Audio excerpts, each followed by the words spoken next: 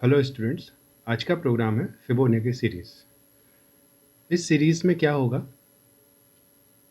इसका first term 0 and second term 1, ये दो स्टार्टिंग के टर्म्स फिक्स्ड हैं। उसके बाद थर्ड टर्म ऑनवर्ड्स पहले वाले दो टर्म्स का सम होता है। जैसे आप यहाँ देख रहे हैं, first term is 0, second is 1, third term is sum of first two terms. Fourth term क्या होगा, सेकंड एंड थर्ड इन दो का सम होगा। इसी टाइप से फिफ्थ, उसके पहले वाले दो टर्म्स का सम होगा। तो आप देखो, 0 + 1 is 1, 1 + 1 is 2, 1 + 2 is 3, 2 + 3 is 5, 5 + 8 is 13, and 8 + 13 is 21, and so on. कि every term is the sum of the preceding two terms. अपने से पहले वाले दो टर्म्स का सम होगा, starting from 0 and 1 as the first and second term. 0 और 1 तो फिक्स हो गया। उसके बाद थर्ड, फोर्थ, फिफ्थ जो भी टर्म्स हैं वो अपने से पहले वाले दो टर्म्स का सम करके ही आएंगे। अब इसको कोड में कन्वर्ट करना है, तो उसका लॉजिक देखते हैं। लॉजिक ये है कि आपने फर्स्ट टर्म ले लिया, एफ टर्म ले लिया मैंने वेरिएबल, आप कुछ भी ले सकते हैं, ए बी सी ले सकते हैं। कि फर्स्ट टर्म में 0 असाइन हो गया, एस टर्म सेकेंड टर्म में 1 असाइन हो गया। ये दो इनिशलाइज कर दिए आपने टर्म्स। फर्स्ट स्टेप आप क्या करेंगे, एफ टर्म को प्रिंट कर देंगे 0।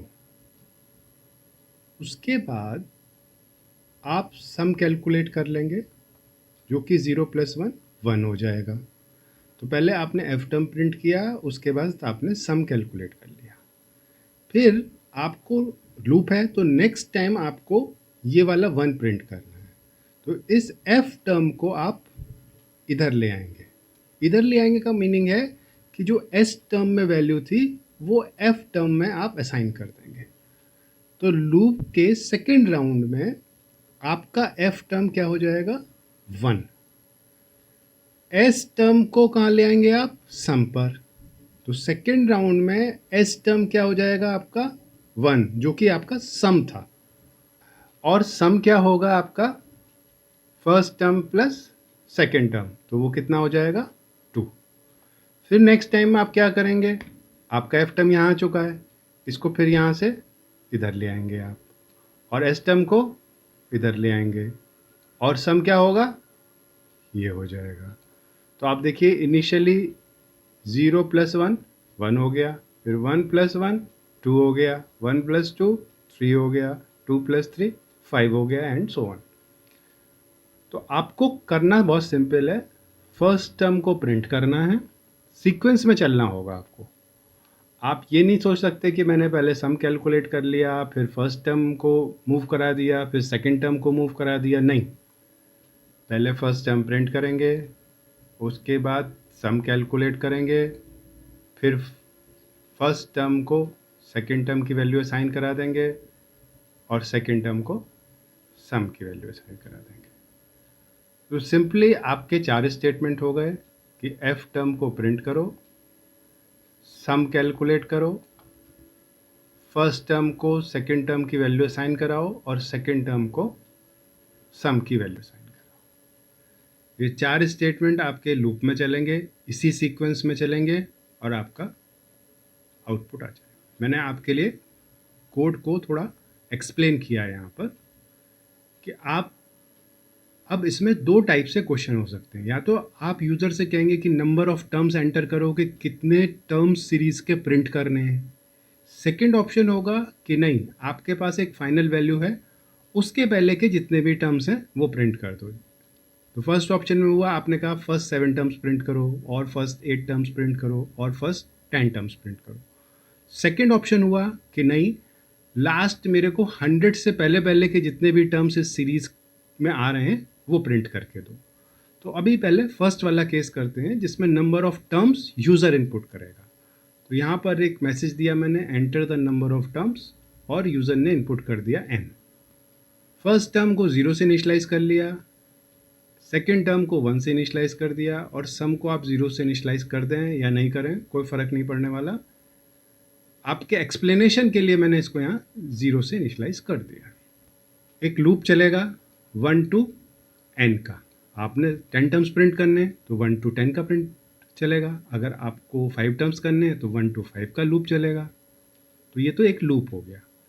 लूप के अंदर वही 4 टर्म्स हैं जो मैंने अभी आपको लॉजिक में एक्सप्लेन किए थे। सबसे पहले आप इधर आइए राइट में, देखिए सम 0 से इनिशलाइज हो गया, फर्स्ट टर्म 0 से इनिशलाइज हो गया, सेकेंड टर्म 1 से इनिशलाइज हो गया। ये ऊपर वैल्यू मैंने असाइन कर दी।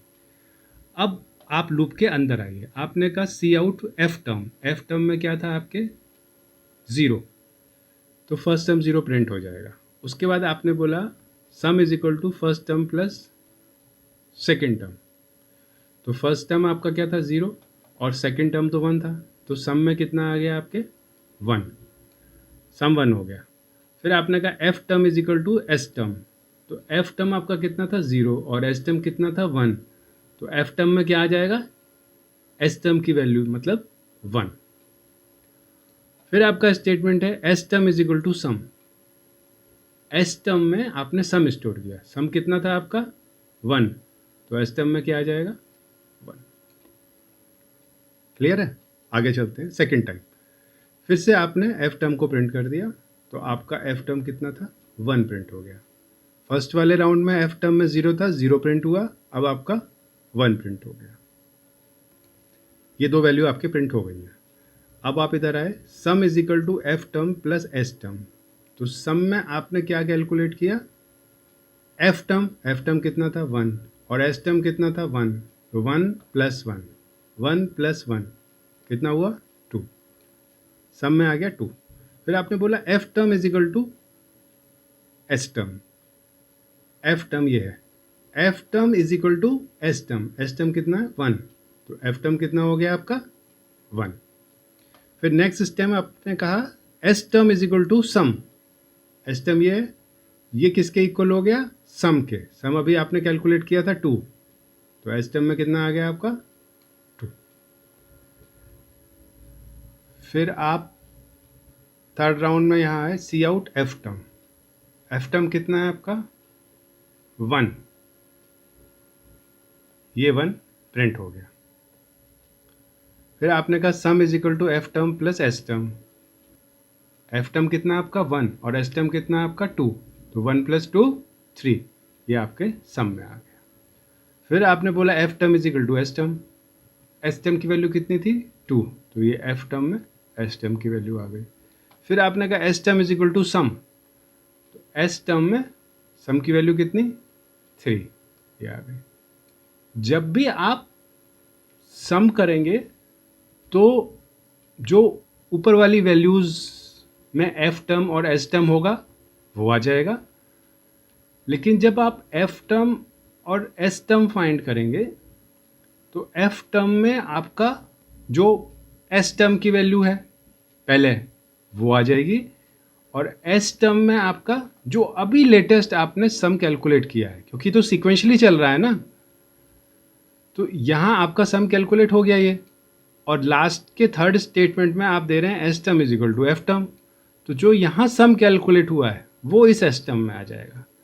लेकिन इस स्टेटमेंट में और इस स्टेटमेंट में जो इससे पहले वाले राउंड में एफ टर्म और एस टर्म की वैल्यूज़ होंगी वो यूज़ होंगी, और थर्ड स्टेटमेंट में जो यहाँ कैलकुलेट एस टर्म और एफ टर्म के सम से हुआ है सम वेरिएबल वो यूज़ होगा। क्लियर? अब इसको प्रॉपर कोड इसका देख लेते हैं क्या होगा। ये कोड लिया मैंने, int N I F term 0 S term 1 sum 0, cout enter the number of terms cin N. User से आपने नंबर ऑफ टर्म्स इनपुट करा लिया कि कितने टर्म्स आपको चाहिए, 3 टर्म्स 4 टर्म्स 5 टर्म्स। ये एक मैसेज डिस्प्ले कर दिया, लूप चला लिया 1 to n का, एंड मतलब जो यूज़र ने इनपुट किया है, सपोज करो 5 टर्म्स उसको डिस्प्ले करने हैं तो 1 to 5 का लूप चलेगा, और ये वाला लॉजिक आपका ये 5 टाइम्स एग्जीक्यूट होगा।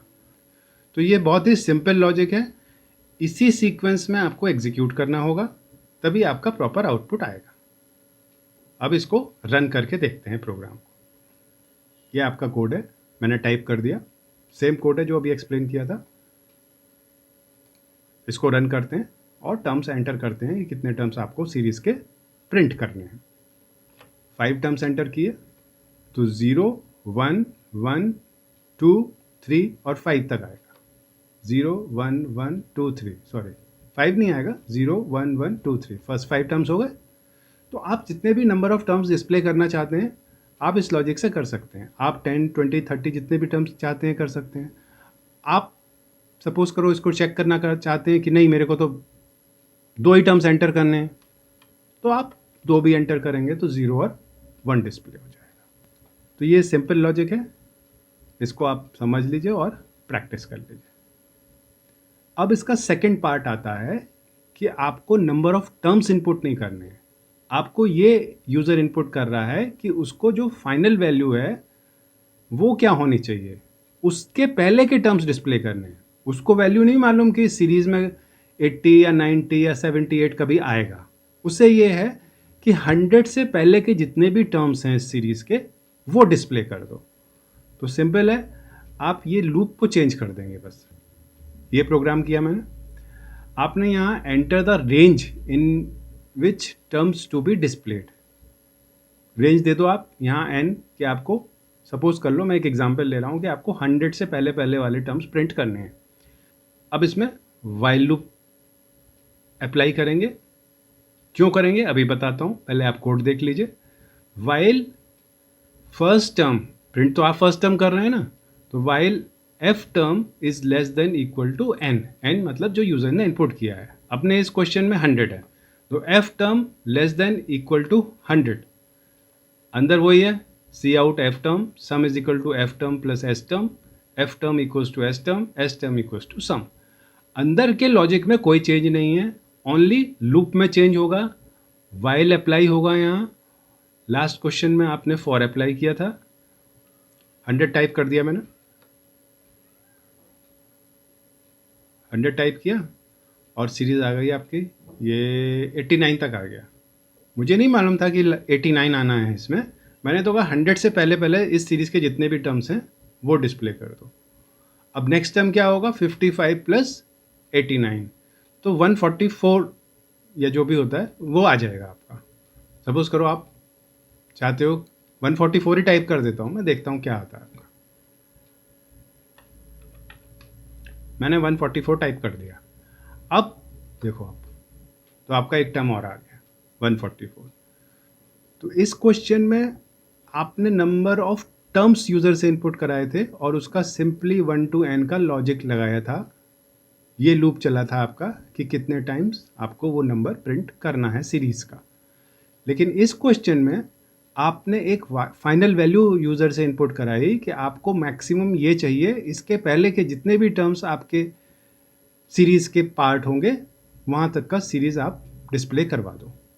तो वो सीरीज़ डिस्प्ले हो गई जिसमें आपकी फाइनल वैल्यू यूज़र ने इनपुट की थी। अंदर लॉजिक सेम है, बाहर बस चेंज एक यहाँ वाइल का हुआ है और लास्ट क्वेश्चन में हमने फॉर से किया था। इसको आप प्रैक्टिस करिए। Thank you.